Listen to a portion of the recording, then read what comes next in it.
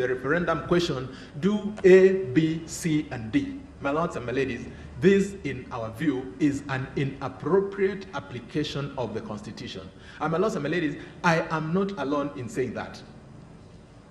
A member of, a honorable member of the bench, Justice Fred Ochieng, in a case that we've referred to time and again throughout this decision, that is a decision in Titus Alila, and it's cited as one of the that appears at page 230 of our bundle and digest of authorities, when faced with a similar question on the issue of referendum, had the following to say. At paragraph 57, Justice Ochieng says, Section 49 of the Elections Act gives to the IEBC the mandate to frame the question or questions to be determined through a referendum. At paragraph 59, the learned judge says, this court cannot purport to give the IEBC directions on exactly how to carry out its responsibility in that respect. The last paragraph, in a bold statement, it says, if the court were to give generalized directions to the IEBC when it had not been shown that the commission had started from a path not established by law, that would constitute a blatant interference by the judiciary in the constitutional mandate of an independent commission.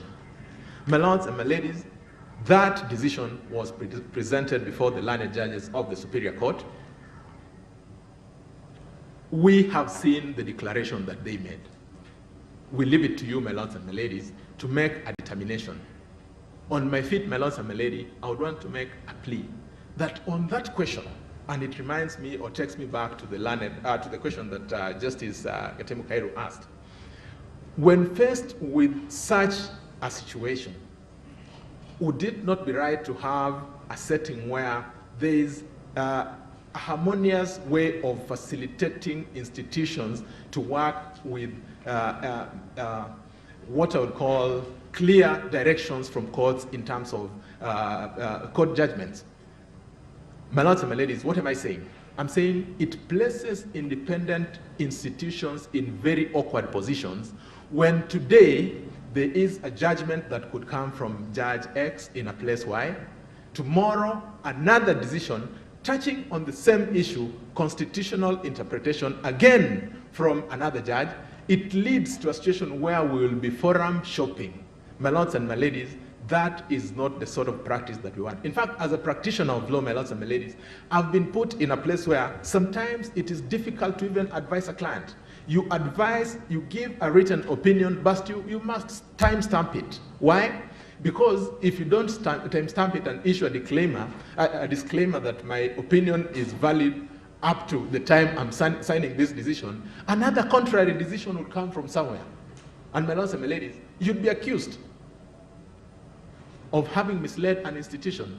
Our proposal, my lords and my ladies, is that when dealing with these sort of issues, particularly interpretation of a question of public law, it could be a constitutional interpretation. My lords, my ladies, you may want to give guidance in how then the court below you, the learned judges of the Superior Court, can apply or exercise their jurisdiction without creating hardship to the institutions that depend on them for guidance and interpretation. An example would be the Lady Justice Okwanyi says that IBC, you have jurisdiction. Please you have quorum, carry on with what you're doing. So they then go on to make arrangements, do this, do the other in relation to their institution. Shortly thereafter, they're told, wait a minute, whatever you did in the hope that you had jurisdiction is actually null and void. What does that do to institutions that then are expected to apply the law? It then places them in a position where the man in Kangemi bus would start doubting the ability of these institutions to work the way they should work.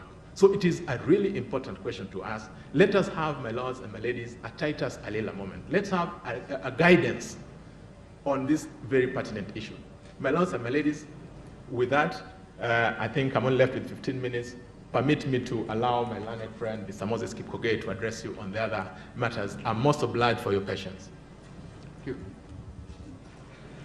Mr. Kipkogei, it looks like you have only 15 minutes.